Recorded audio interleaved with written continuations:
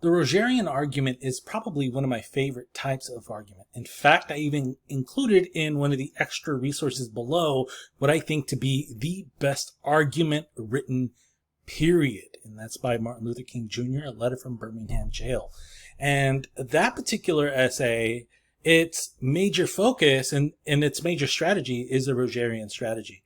But the essay that it is in the text talks about trigger warnings, which hopefully, and maybe you've probably heard of before, maybe some of your instructors include those as a part of their syllabi or as a part of their lectures, right? And so if you noticed when you were reading that particular essay, it was devoid of contentious and biased language.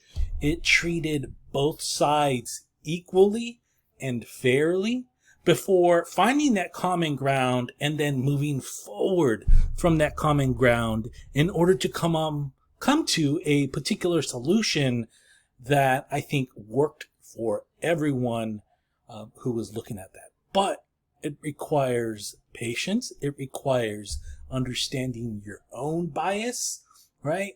And it requires understanding the bias of your audience.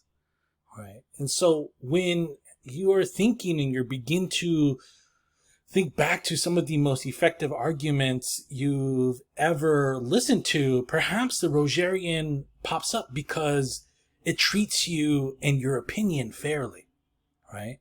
And it approaches you with a common goal in mind by saying, hey, we both see this problem and we both want to address this problem, and we may have completely wild different views of how to get there, and even wild different views of our own particular value system. But let's remove all of those things.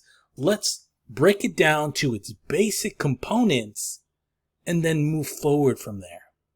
And that's what that essay about trigger warnings does really well. And that's what the letter from Birmingham Jail by Martin Luther King Jr. does excellently. So if you want to read one of the best Rogerian arguments ever, please go ahead and read that particular essay. And if you want to talk about this more, please come visit me during my office hours. I'd be more than happy to talk about it with you.